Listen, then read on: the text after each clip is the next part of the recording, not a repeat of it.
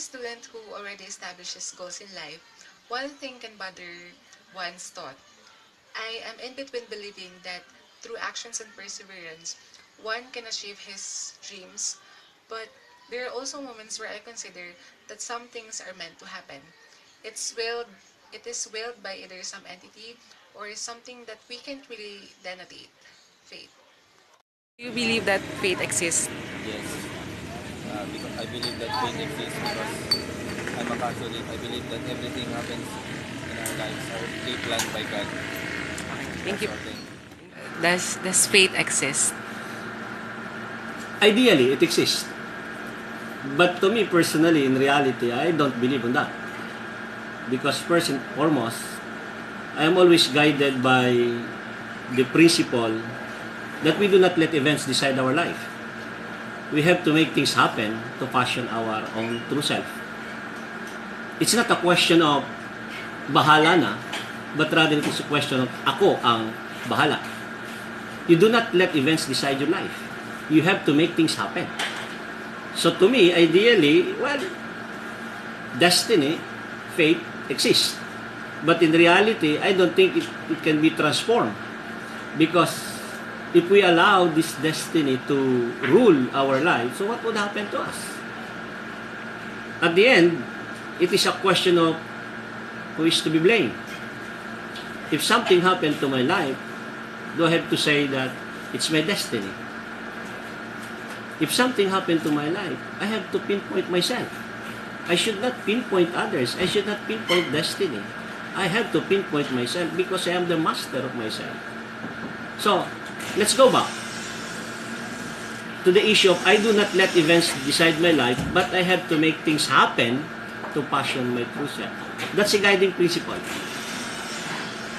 We should not let events decide we should not let destiny decide our life. Let's make things happen.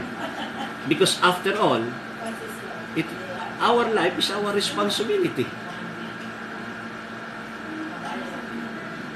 Our life is our responsibility. It's our choice. So, whatever happens, is it destiny or you?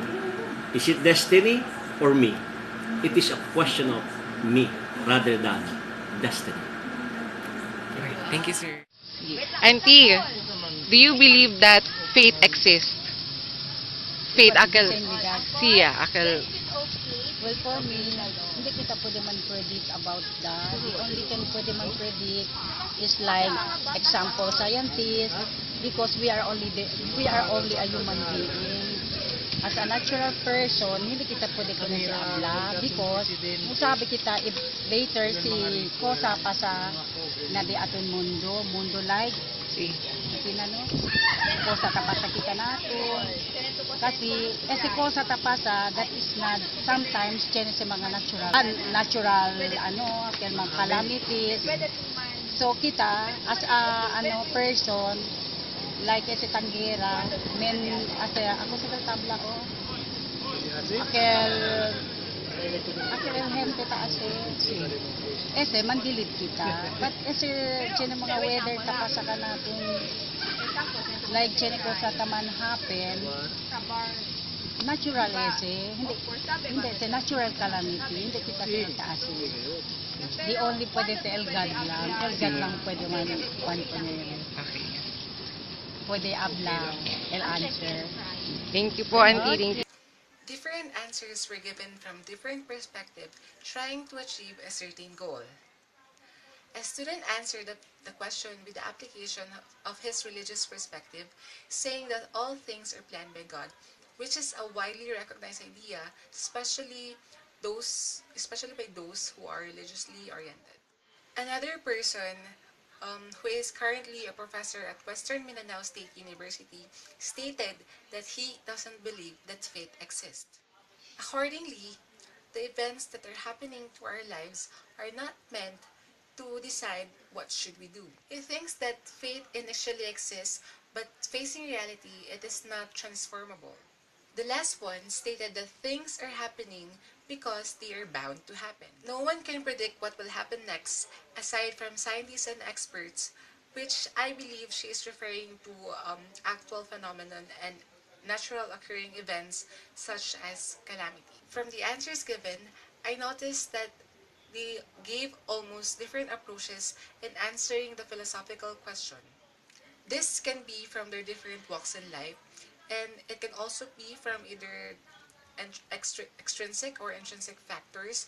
But one thing is for sure, it is a question that we not encounter every day, which makes it perplexing if we just analyze it. I realized that it is hard to answer such question, for it doesn't have a basis on answering it, and it doesn't even have a precise answer recognized by many. For me, faith is something we try to accord with. We are living our faith, and at the same time, we are crafting our own destiny. What happens to our life is the product of what we try to do. It all goes back to the idea that there is no explicit explanation or even a knowledge to what faith really means.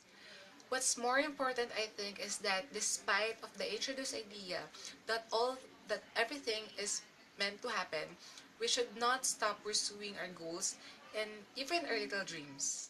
Um, our actions are the things that can definitely create an impression out of us, not the things that either blocks or disables what our faith declares.